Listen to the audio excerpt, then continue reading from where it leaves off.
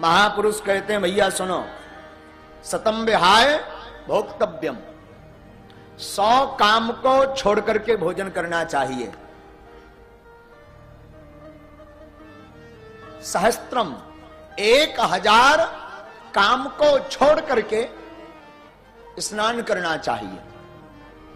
गांठ बांधिएगा, 100 काम छोड़कर क्या करना चाहिए? भोजन। 1000 काम छोड़कर क्या करना चाहिए? स्नान। लक्षम विहाय दातव्यम, 1,00,000 काम छोड़ करके दान करना चाहिए। बाबा यही नहीं रुकते, कोटिते कित्वा हरि भजे, करोड़ों काम को छोड़ करके हरि नाम जप और भगवत कथा को सुनना चाहिए।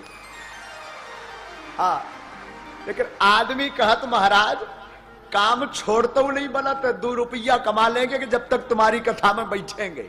अरे आगी के लगे नक्कटा, सुधर जा।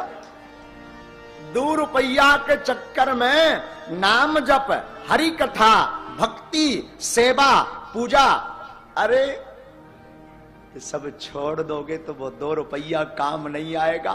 मरने के बाद यही दान, यही नाम, यही सेवा, यही पूजा, यही वंदना मरने के बाद काम आएगी। इसलिए भैया सहस्त्रम स्नानम आचरेत, इसलिए जब जब मौका मिले, जब आपको समय मिले, तब जपो, रटो, भजो, अपने आप को घिसो। हाँ, रात गवाई सोए कर, दिवस गवाया खाए। और भैया हीरा जन्म अनमोल था, सो कौड़ी बदले जाए। रात सो करके गवा दी, दिन खा पी करके गवा दिया। ये हीरा जन्म अनमोल था, कौड़ी के बदले बिक गया। अच्छा महाराज, ये हीरा जन्म अनमोल कैसे है? पहले बताओ तो बाबा गोस्वामी जी की पंक्ति पढ़ो, रामायण देखो।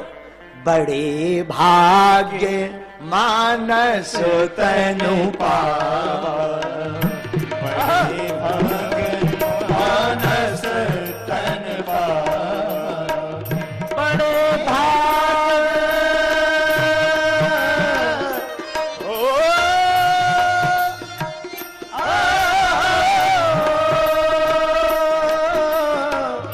बड़े भाग्य मानस तनु पावा, बड़े भाग्य मानस तनु पावा, सुने दुर्लभ सद ग्रंथ गावा, सुने दुर्लभ सद ग्रंथ गावा।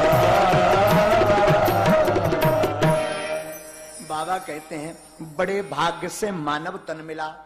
ये देहिया पाई है, कहीं कुत्ता कुकर सूकर बने रहते तो भौंकते रहते, हाँ, या भैंसिया बनते तो डिड़कते। लेकिन आदमी बने हैं, 2 पांव दिए, 2 हाथ दिए, 2 ठो आंखें दी, 2 ठो कान दिए, हाँ, नाक दी, जिब्हा दी, और तौना भैया कथा सुन पावे तो हम आपसे बड़ा अभागा कोई नहीं है। बाबा कहते हैं बड़े भाग्य मानस तनु पावा। महाराज, ये मानव तन देवताओं को भी दुर्लभ है।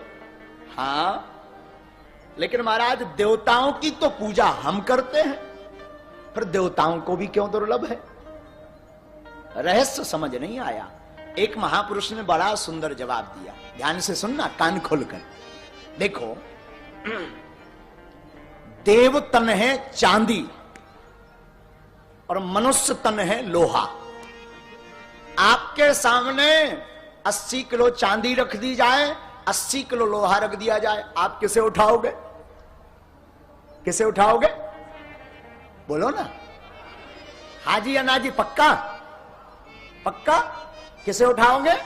चांदी को उठाओगे, क्योंकि चांदी लोहे से ज्यादा मूल्यवान है। तभी अचानक घोषणा कर दी जाए, सुनो, दोनों धातुओं को पारस पत्थर से स्पर्श करवाया जाएगा। फिर क्या होगा?